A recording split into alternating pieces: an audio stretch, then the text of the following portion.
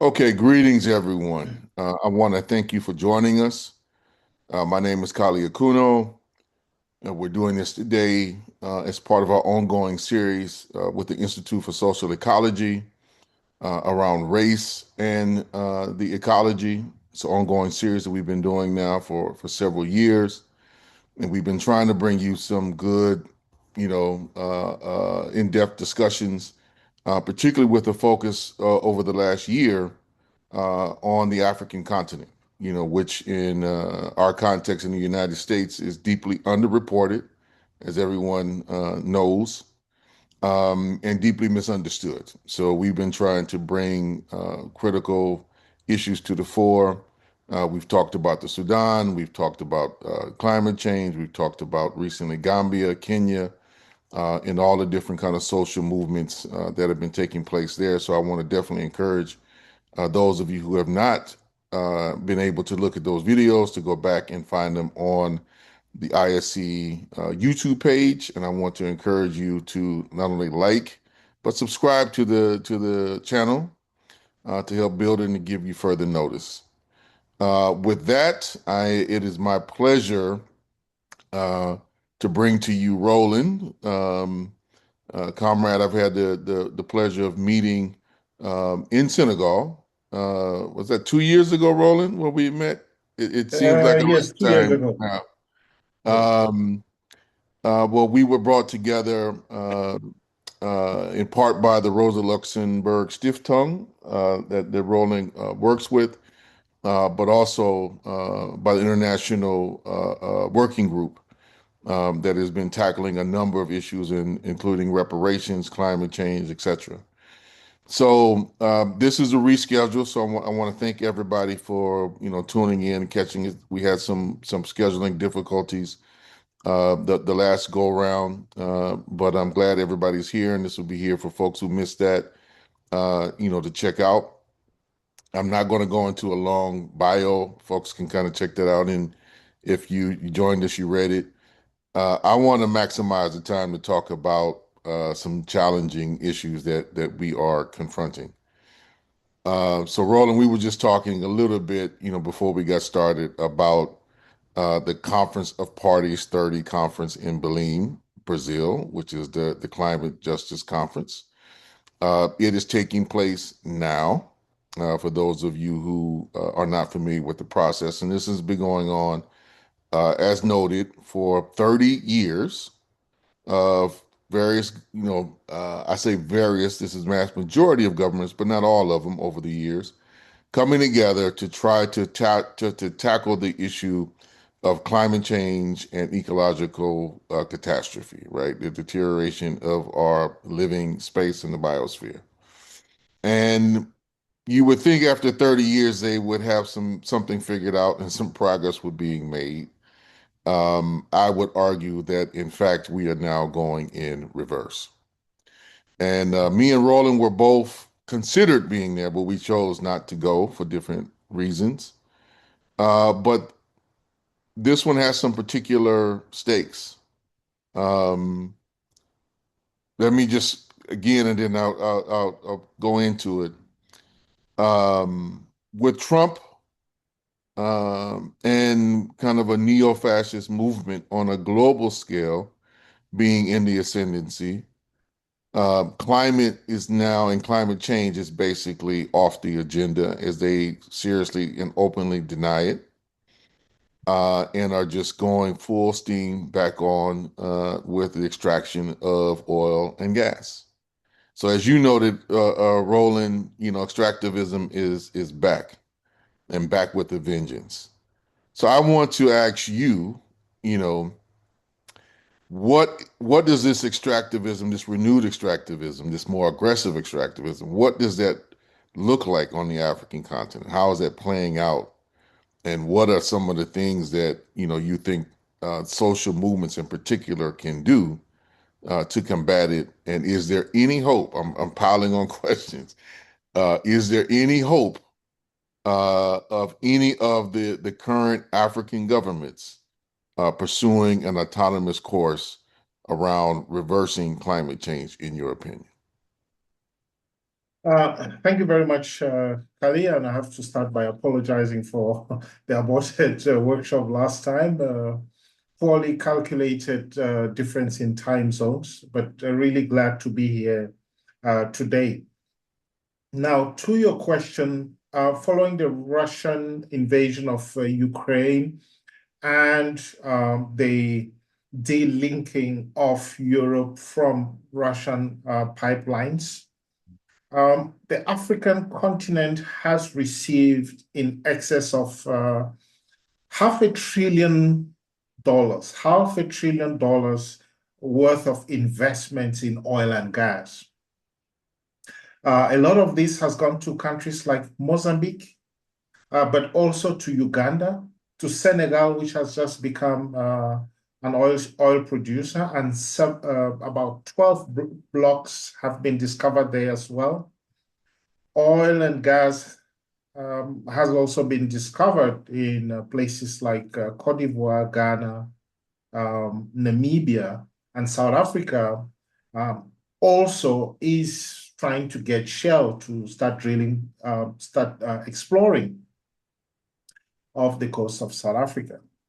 And so what is happening is that um, it is not just a kind of let's say, people going into, uh, say, for the short term, it is a more deliberate long-term investment for several reasons. On the African side, there is a kind of rise of decoloniality, which interestingly is linked to resources like oil and gas.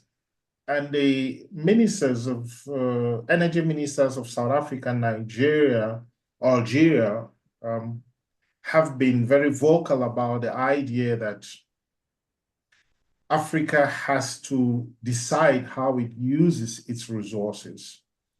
But then, in this sense, it is not necessarily looking at um, holistically looking at all the resources in the country and identifying the ones that can advance the country's needs.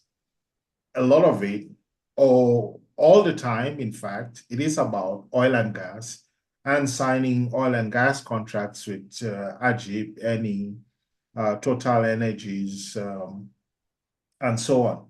So it has, so that is what's happening on the one side, but on the other side as well, with the rise rather of conservatives in the US and so on, what we are witnessing is that um, remember when Mark Carney, the current Canadian Prime Minister, set up the Global Alliance for Net Zero, the Glasgow Alliance for Net Zero, which convinced most financial institutions to completely stop investing in oil and gas.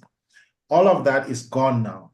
And so those who are looking for funding for coal, oil, gas projects, they have a lot of it right now. And so um, can, can we fight it?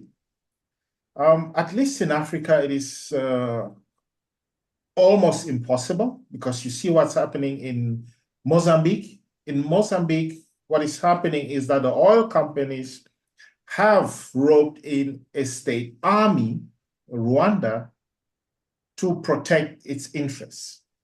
After those interests were attacked by Al Qaeda insurgents, what they then did was they have made a plan now to build a city, a walled city around their operations. In Uganda, it is the Museveni government that is protecting IACOP. In Nigeria, obviously, the military is very involved in protecting the assets of Shell, BP, etc., in the Niger Delta. And so this is where we find ourselves. Um, it is a very difficult time, but activists need to continue speaking their truth clearly and loudly, and showing the true costs of extractivism. And I think that slowly more and more people will come around. So this leads me to another kind of burning issue, even though on the surface, it is not being tied directly to oil and gas. I think in truth, we know it is, and that is Trump's recent threats to Nigeria, right? Uh, Yes. and for those who don't know, one of his whisperers, uh, allegedly, this is what's being reported, got in his ear about Christians being persecuted in Nigeria. And that prompted him to issue some threats that he is going to wipe out the Nigerian government in order to protect Christians from the Muslims and uh, uh, political Islamic forces that have been operating in the broader Sahelian region, actually. Um, but underneath that, I would argue, and I think most people would who know the history and study it, there's this quest to dominate Nigeria's oil and its natural gas resources, which are some of the most exhaustive in the world. How is this being read and analyzed on the African continent right now, Roland? And what's your particular take on this in light of all of these, this renewed pursuit of investments, deeper penetration now that Russian sources have been cut off, particularly for the Western European mainland. Where does this stand right now? From an African perspective, let's remember that right-wing Christian conservatism is what led to the breakup of Sudan. And South Sudan really has been in crisis for Mhm. the better part of about 2 decades now. Can that succeed in Nigeria? I do not think so. I do not think so for several reasons. Firstly, I think that Trump is really using Nigeria as an excuse. Um, the attacks on Christians, because we should really look at the Nigerian situation um, as maybe an extension of climate change and Boko Haram, because you have pastoralists who are looking for rangeland. And this is really what leads to the confrontations. Pastoralists looking for rangeland uh, drive their cattle into crop fields owned by Southerners who are mainly Christians. And so this is a problem that has been there for about 2 decades now. It is getting worse, obviously, because of climate change and urbanization.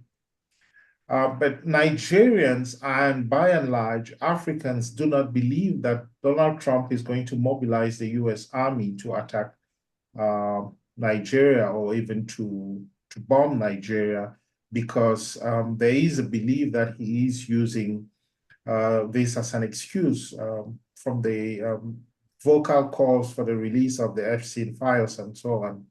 At the same time, also, Venezuela possibly can also be seen in that light because the US is already the #1 exporter of oil and gas in the world, following the challenges that Russia has. So tar sands have proven to be a kind of lottery, frankly, for American producers. And so, from that perspective, they do not necessarily, in the short to medium term, need the oil of Nigeria. Um, this is really possibly a kind of distraction. Donald Trump and his colleagues throwing more tennis balls that we should focus on, instead of looking at the ice raids and other things like that. And how do you what's the analysis around the competition around natural resources with China relative to Nigeria? Where's the kind of the African perspective on that? And so, in terms of China, China has been playing a long game. China has its tentacles all over Africa. For people who travel through Africa or from in different parts of the continent, I'm sure they would have noticed that almost every plane is full of Chinese. And it has been like that since the beginning of the resource boom in the early 2000s. And so, in terms of timber, um, transition minerals, markets, arms and ammunitions, you name it, China is dominating on all fronts. And this is because they have done the background work. You have the China Africa Summit that has been meeting every year for decades. And so it is very difficult to catch up to China, whether you're talking about rare earths or you talk copper, cobalt, and so on. They're miles ahead of everybody else. And so if there is some type of competition, and if you remember, in his last year in power, Joe Biden launched a railway line connecting Tanzania through DRC to the coast of Angola. And this was uh, ostensibly to transport minerals like cobalt and so on to the coast of Benguela in Angola. Um, but there is still a long, long way to go to catch up to China. Yeah, my read on some of this, Roland, relative to this question, the Trump administration is basically just completely jettisoned trying to compete with China around renewables. We're not doing it. We can't compete. We can't keep up. And that is it, I think has really led them to try to double down on oil and gas extraction, not just within the Western Hemisphere, but globally. Because that is an area where uh, they still do have a certain degree of advantages, if you would, over the Chinese and over other kind of competitors. But it's a question as to how long it's going to last. And to me, I think the Nigeria, I would agree. I think that's more hype and a distraction than a reality or a pending threat. Venezuela, I take very seriously um, in terms of what their interests are. In given how this is now carried over from Obama to Trump to Biden and now to Trump again. And for those of us, who kind of follow these things, it was very clear, at least to me, when Rubio was picked, to be the secretary, that was a clear indication that Latin America was going to be back in the field of imperial engagement for the United States. Because of, those of you who don't know, Rubio comes from some of the most reactionary Cuban stock that there is, and he has been a hawk on trying to take out the government in Venezuela, to try to box in Lula in Brazil in a number of different ways, and it's definitely, I think, in his mind, playing a long game because it's not clear Trump himself clearly aligns with the effort of putting regime change as a priority for his administration relative to Cuba. He's not opposed to it, but is he going to focus in on it? Um, I think they think Venezuela is both weak and isolated, so it's an easier target, but also it has, the largest proven reserves of oil, however, hard it may be, in the world, and that would help them gain a level of strategic advantage in the pursuit of energy and what that's going to take. And keep in mind, I don't, it may seem random. This is my argument, and love to hear yours. The moves of this regime are not as random as they appear, right? This when he first came out the gate, threatening to take Greenland, threatening to take the Panama Canal, uh, threatening to try to turn Canada into the 51st state. A deeper analysis of all those, which they didn't really hide in any fundamental way, was about resources. Canada in terms of oil, gas, but also water, uh, and Greenland in terms of rare earths, but also shipping lanes. And Panama definitely in control of the world's shipping lanes and navigation, and China's kind of deep penetration and kind of indirect control of the canal over most of the last 20 years because of their domination of manufacturing and distribution. So this is just, like, hey, we're trying to hold on to empire as long as we can, reassert our dominance in position, and in order to do that, we need to dominate, quote unquote, our region. So what people are calling, I call it the Monroe Doctrine 2.0. I've heard a term here recently that I think may be more appropriate, the Dunroe or Donroe Doctrine. Yes. I Yes. think these are real things and we need to be paying attention to, and they're fundamentally about natural resources and who is going to control those and thus control kind of the global economy and indirectly the world political framework in the coming future. So that kind of leads me to, well, I want to hear if your take on that, agree or disagree, then come to the next question. Well, I think that core empire really is flailing right now. And this is because of its inability to reform and change. You can see that clearly with France and how it lost its place across the Sahel over the last couple of years, Mali, Burkina Faso, Niger, Senegal, and so on. At the same time, you see how the United Kingdom really has been displaced from all of Asia, from most of Africa as well. The US is trying to use a different approach, the military approach. But there are certain things that are playing against it. The first one is America's political system. You have to go to elections every 4 years. China does not have that problem. The Chinese economy right now is still using Deng Xiaoping's model, which was set up almost 40 years ago.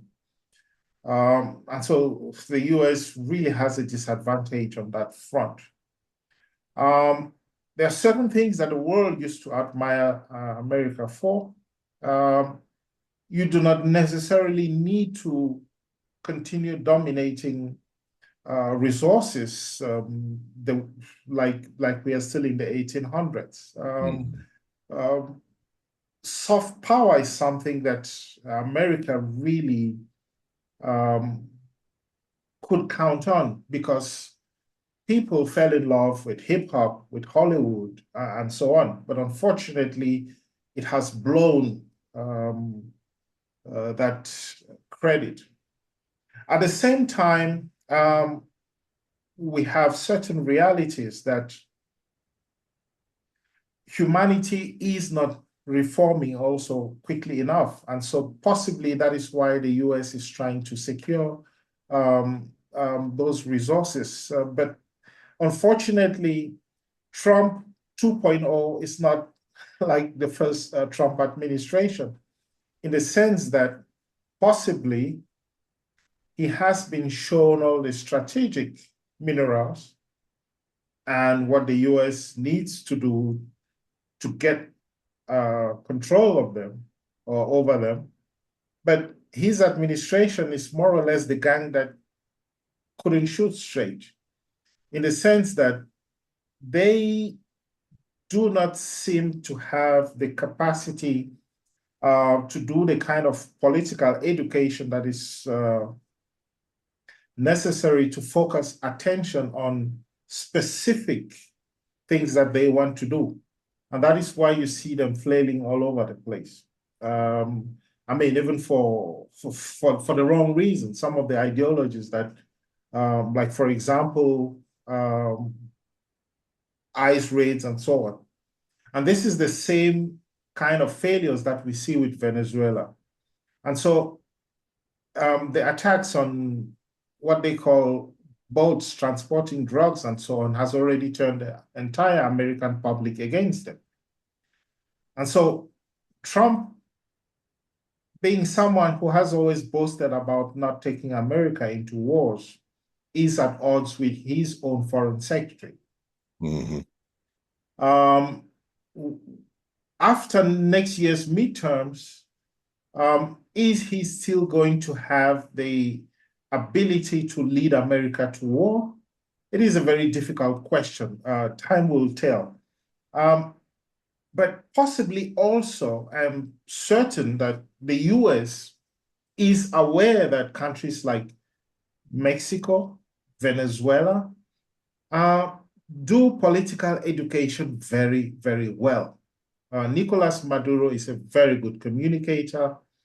And you have really people who understand how socialism works, who understand the role of imperialism in arresting the development of most of Latin America. And it is not, I do not believe that um, the US will be met with open arms, in some countries, in Venezuela, like um, was the case in some countries 1 or 2 decades ago. No, definitely that definitely wouldn't happen there, and it would have a tremendous. If they do it, it would have a tremendous ripple effect, which I agree. I Yeah. don't think that they are fully calculating or prepared for. I think in the least, but part of this seems to be chaos is in part what they want. Uh, Yes.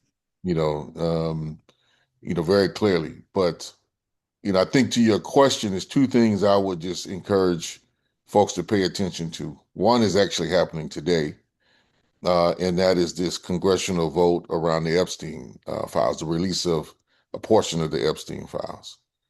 Um, Now, I don't think, short of a leak, I don't think those files are ever going to see the light of day. That's clearly not what he conceded to. And nor Also do I think, because he can release the files without Congress. yeah, he can do it anytime he wants. But what I think, why I'm citing and why I think it's important, um, this I think will be the first real test of the Republicans' compliance, right, with his dictates. We haven't seen that yet. So this could be a clear break to your question, like, as to how strong is he going to be going into 2026. And we saw an earlier level of indication, which we need to watch a little further, and that is what's happening in Indiana. Whereas the Indiana Senate said, we don't have the votes and we're not taking up the question of redistricting, to which he replied the last couple of days, I'll primary anybody who doesn't back me, and I'll hit the governor and withhold resources if he doesn't kind of comply. And so the governor, I'm saying this so folks in the audience who may not be aware, the governor is trying to comply, or at least making the notion that he's trying to apply and play the game. Um, but I would wager that if he loses bad today, and it looks like he's going to lose, but if he loses real bad today, I'm not quite sure his primary threat is really going to matter in Indiana and elsewhere. So this domino effect could easily spin out of control. And what we're seeing also with some of the other things that I think you alluded to, but folks to be clear on, MAGA is fracturing, and it was always shaky to begin with. I mean, it is a motley crew of divergent interests and forces that, he for a while was the glue, but that glue is not holding. It is, its adhesive is weakening, which is a good thing. Um, Now, I don't want to give folks the impression that even though he's weak, the right is not going to continue to be a threat. That would be a gross underestimation. And in fact, I would say the Peter Thiel wing, which is represented by J.D. Vance, is even more scary than anything Trump has actually put in place. Um, so it doesn't mean it's over, but it means that there is a bit of wiggle room that the left, I think if we harness our focus in, that we could, both domestically and internationally, we can widen those gaps, create more democratic space, I think, to operate within in a very scary context. I was very surprised that Argentina fell for the hostage taking that Trump did with Malay, that worked. And I hope folks understand what I mean by that. Basically, if Trump and Besson threatened the country that if you don't comply with what we do, we will bankrupt you. That was the terms that they literally forced upon the country. They can dress it up with all this pomp and circumstances, but that's basically what that quote unquote investment really was about. They may get a right wing person in office in Chile soon. I hope not. Um, so it's and I'm really worried about what's going to happen in Europe in 2026 with the elections that are taking place. There are some of the things that are going to be forced. The UK and the Labour in UK is not looking good at all. Um, Macron has just totally enabled the right.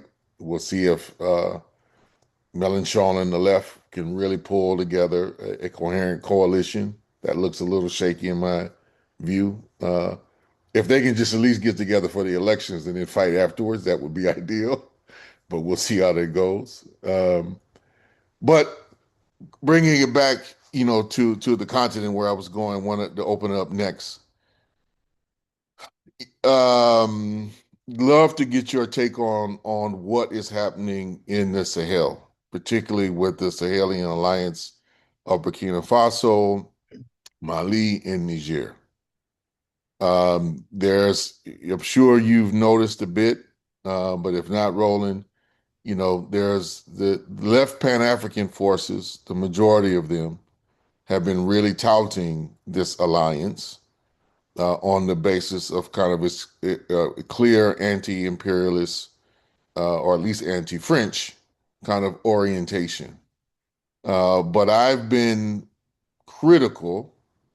Definitely support getting the French and the United States and the British out, or at least redefining the terms, wherein we may be able to do what the PAIGC was able to do for a brief period of time with the Portuguese, which is to in the revolutionary engagement force a transition in Europe, as has happened in Portugal, when the soldiers went back and said we need to redirect this and redo that, and there was a brief period of a Portuguese revolution. It's kind of a shift there for folks to go back and look at that history. Is very interesting and informative. Hopefully, this could have some kind of impact like that in Europe, particularly in France and in the UK. We'll see. Very unlikely, I would say, but potential. But help us understand what is going on beyond the rhetoric in this Sahel from your perspective. Well, I think to bring your two questions together, the place of right-wing politics in global affairs, we have to also understand that market capitalism's marriage with financial capitalism took a long time to bring the neoliberal order to fruition. And a lot of these process was understanding how society works, and that is a great part of what Trumpian politics is about. You can see that although there is a lot of rhetoric, blood and soil and things like that, in the background, you can see clearly that the glue, the main glue that holds everything together is money, controlling power. It's a position, power, and resources. And so a lot of this is translating into what we are seeing in Europe. And it is also being used in Africa more recently to cut through the clutter in the media. And so in Africa, the kind of conservatism that you see in America, where they talk about blood and soil, Jews shall not replace us, Christianity and so on, family values, patriarchy, etc. In Africa, it is mainly through xenophobia that we witness right-wing politics, foreigners coming to take your land, foreigners coming to take your opportunities, etc. But at the same time, how is that failing across the Sahel? The Sahel, unfortunately, is a place that has been bled dry by core imperialism. France, taking uranium, taking oil, taking gas, etc., using these countries as dumping ground for finished products. And so today we have a very young population that communicates with the rest of the world, that is paying attention to the emancipatory education that people are giving for free on social media. They are listening to talks by people who are all over the world, in the US, in Canada, I see Vlad in the audience there, in Europe, etc. And this is really what is fueling the anger and the organization that we see in many countries. Africa is a very young population, about 1 billion people below the age of 40. And so this is what has driven what is happening in many of these countries. And so what has happened? The anger that young people have, and they are channeling it against their leaders. Unfortunately, we have processes that have been able to latch onto that anger and use it to their own ends. We saw it in Mali, for example. Assimi Goïta was brought to power by young people, Rasbat, Rokia Doumbia, and so on. But then once he got to power, he didn't want to leave. He completely thwarted the democratic process. In Burkina Faso, Roch Marc Kabore was not unpopular. What happened was people saw what had just happened in Mali, and they were really eager to emulate that. And that is how Damiba came to power, and he was quickly replaced. And so, how did Mali, Burkina Faso, and Niger happen? These countries, plus Madagascar, we have the elite wing of armies who were trained by the US and the EU after the fall of Libya. And so the most well-equipped wings of the army saw a vacuum, the incapacity to fight and beat back Al-Qaeda and Islamic forces. And that is how they came to power. But when they came to power, something else happened. You had the Russian invasion of Ukraine, Putin needing resources, and using Wagner to prop up these new regimes, because clearly the US and France were still in the area. And these people wanted to make sure that that nobody was coming to get to kick them out of power. And so that is how their relationship with Russia started. But Russia coming into the picture also brings what you were talking about earlier, that there is a lot of info war and info warfare, that comes into play.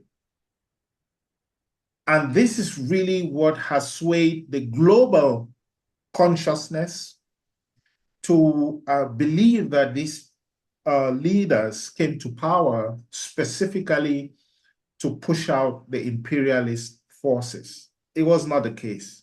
It was people who saw a vacuum and they took it. But at the same time, the opportunity that they provide to educate the African public, to educate them on the necessity for self-reliance, to educate them on how to grow economies a different way, that is happening and that is important. But are we going to see some of the poorest countries in the world turn around because these people are in power? I don't think so.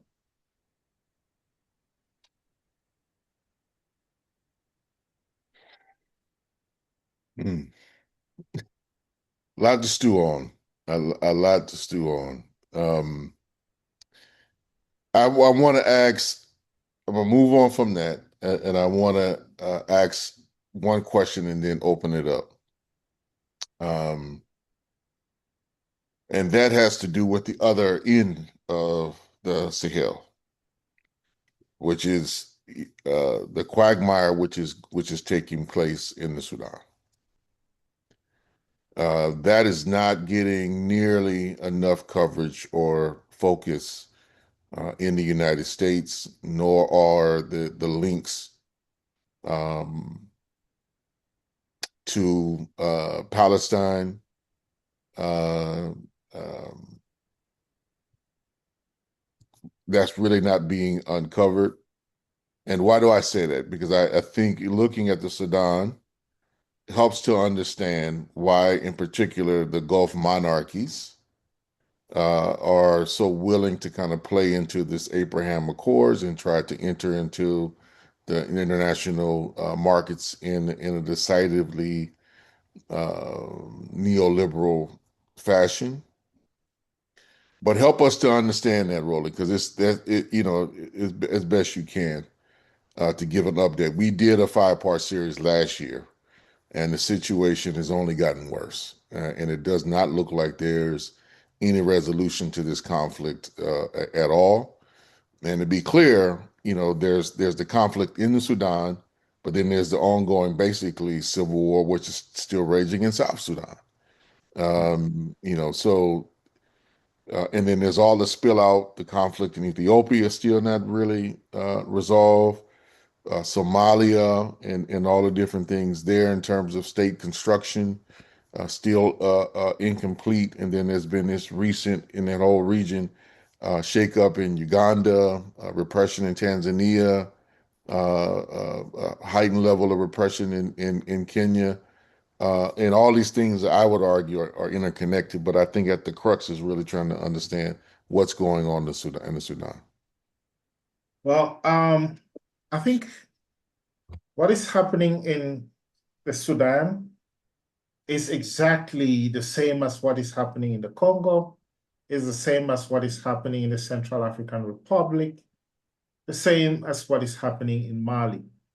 That is, we have powerful hegemonies that want to maintain control over uh, natural resources. And some of these players have participated in one way, shape, or form in the sale of these resources for maybe decades, and in some cases for thousands of years. Mhm.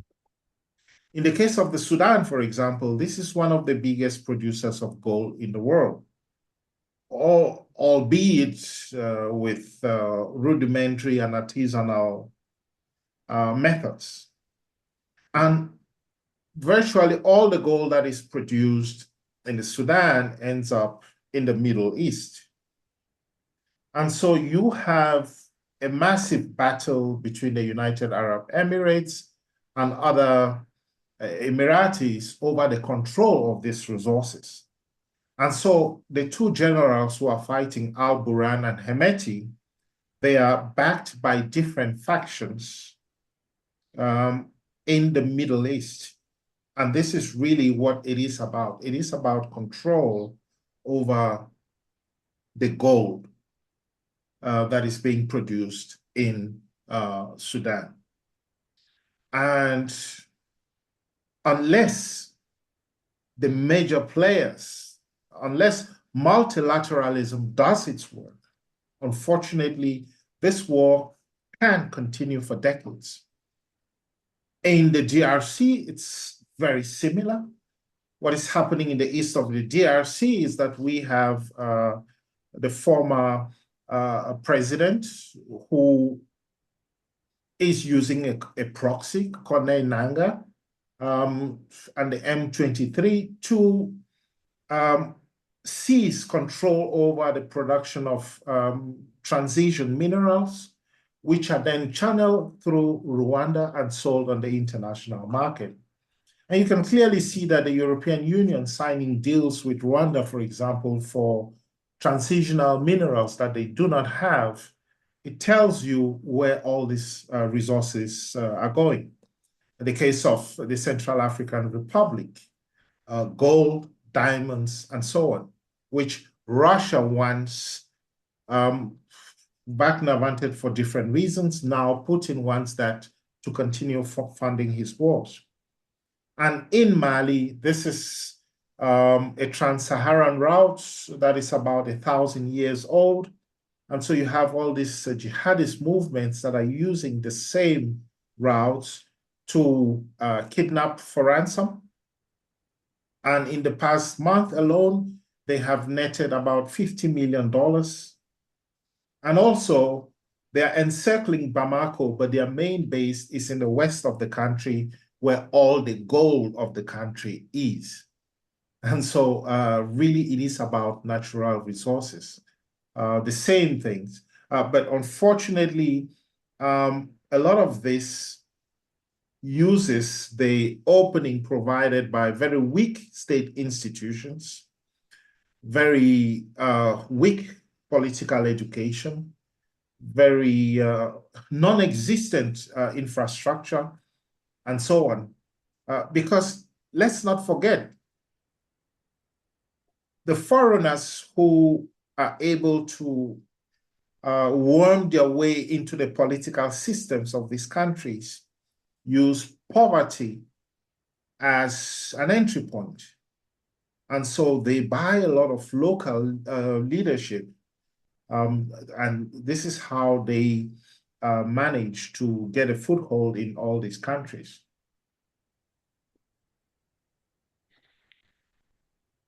Vlad, we were just about to transition to questions for the remainder part. I want to jump because I see you say you have to leave.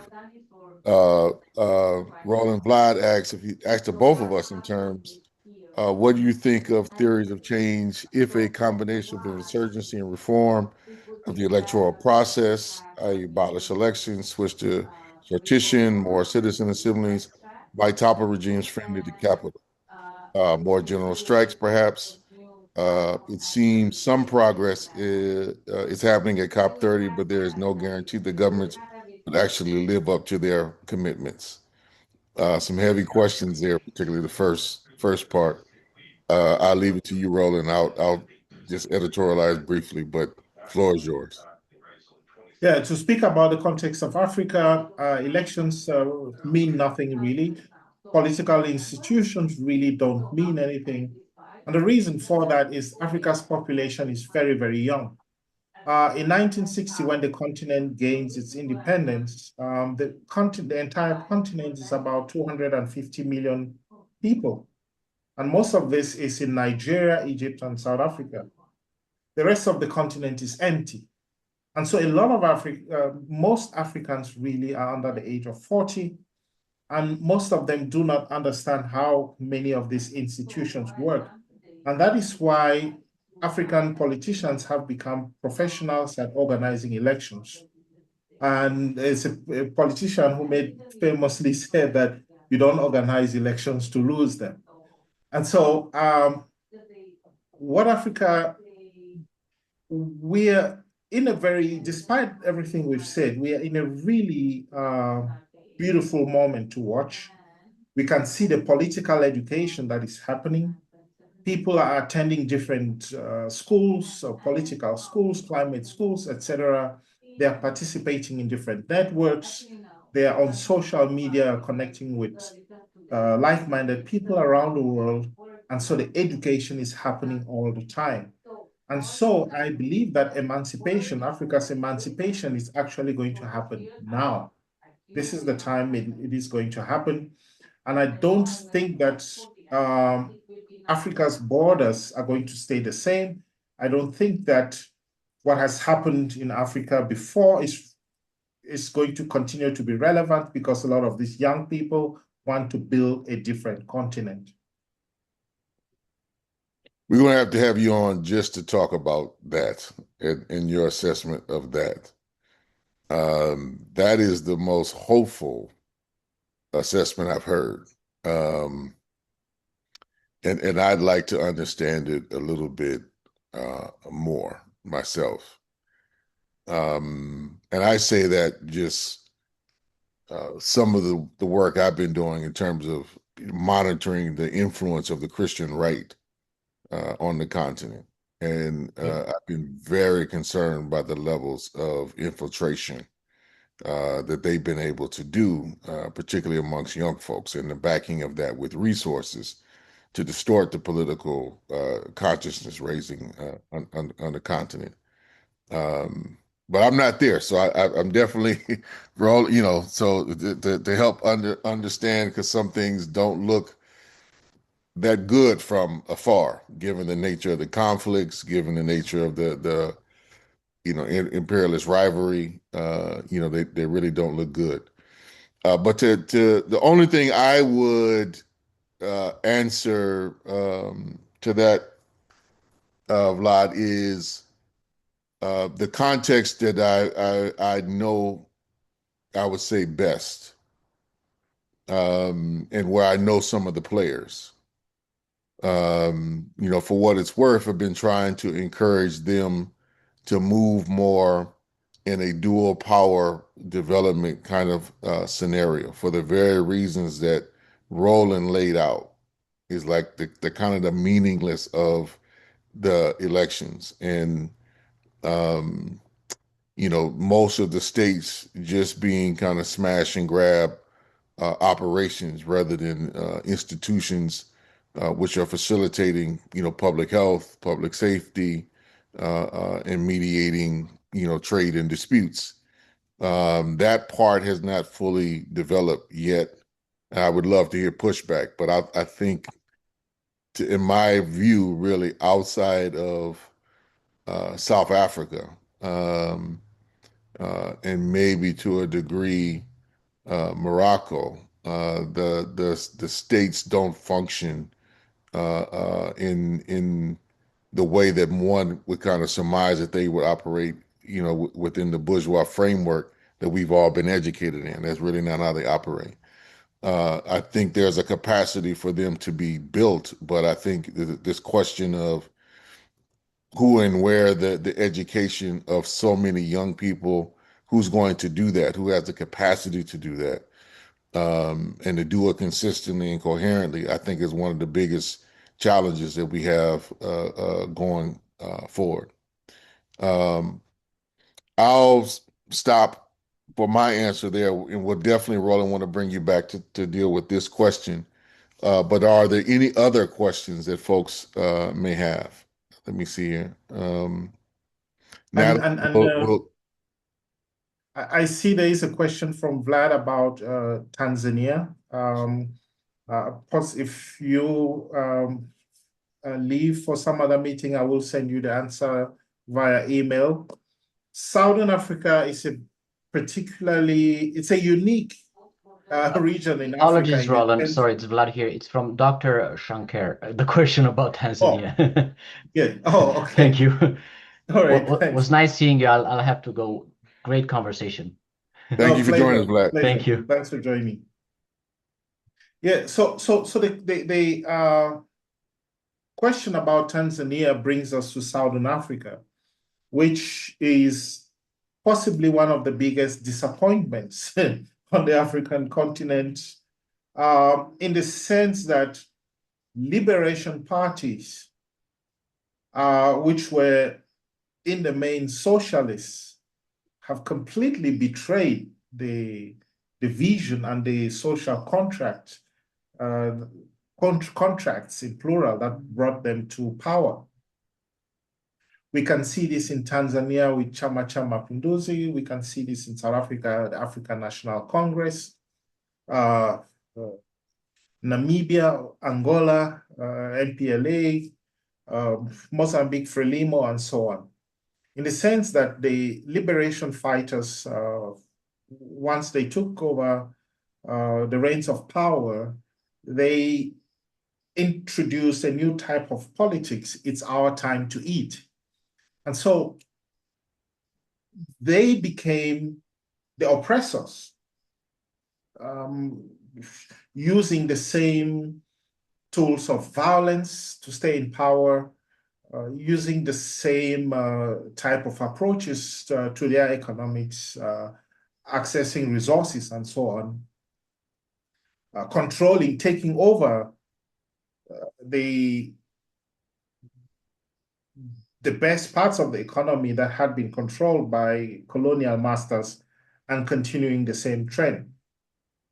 And this brings us to Tanzania, in the sense that what is happening in Tanzania, Magufuli had started a process of cleaning up the country. He wasn't a politician like what the country had before. But corruption is so deeply rooted in these liberation parties that the fear of losing power means that, like the sociologist Claude Ake said, that the fear of losing elections creates a process of militarizing the country, and that leads to more coercion, which leads to more coercion. And ultimately, in some cases, dictatorship. Samia Suluhu Hassan is an unfortunate politician in the sense that she is a woman, and she is a woman and she comes from the smaller part of the federation, from Zanzibar. So she is not really from Tanganyika, which holds all the political cards. And so why is she being demonized today? Really, she is the person to whom their public anger is being channeled. And the CCM men who are hiding behind the curtains, who are pulling all the levers of the economy, who control the army, who control the architecture of violence, etc., that is really where people need to focus. But unfortunately, for communication has created a situation where it is all memes about Samia Hassan that are floating in the media, which is really unfortunate because the African continent has started electing women presidents, and you saw in Namibia and so on. This is going to be used as a weapon, as a cudgel, to say that women are no different than men, which is really not the case.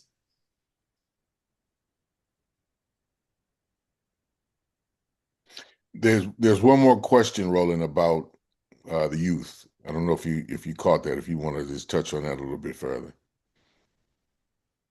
Yes, the Africa's youth are changing the continent in a way that their parents never did, in the sense that most of Africa now is urban.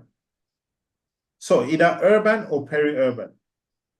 And uh, in economic terms, like Voltaire used to say, when people cannot feed themselves, they'll start eating the rich. And so what is happening in most of Africa is that young people are landless, they are jobless. Unemployment in youth unemployment in most African countries is approaching 70% or more. And so in most of these countries, there is no option. Like, the young people are at rock bottom. And so they are fighting back. And we can see that they are well educated, they are well connected to the rest of the world. They are fearless, because if you have nothing, if you are nothing, there's nothing to fear.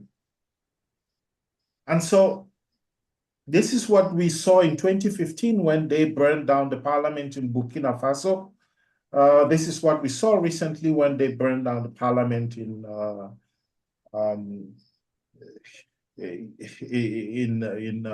Kenya. This is what we have seen with the mass looting that happened in 2021 in South Africa, and in 2025, June 2025 in Angola. It's also what caused the ANC in South Africa, one of the strongest parties on the continent, to almost lose power this year. Similar in Mozambique, Madagascar, where they've kicked out the president, Botswana, where they kicked out the president, Malawi, where they kicked out the president, etc., etc. And so politics on the continent is changing really radically. Although it's not happening at the pace that we would like, Africa really is not, it's never going to be the same because, and you've seen how Senegal, Mali, Burkina Faso, Niger have turbocharged the delinking debate, delinking the African continent from the imperial core. And so the delinking debate now is something that is happening right across the continent. It's really beautiful to see. And maybe it's not going to happen as quickly as we want, but that change is coming. Well, I want to leave it there, Roland.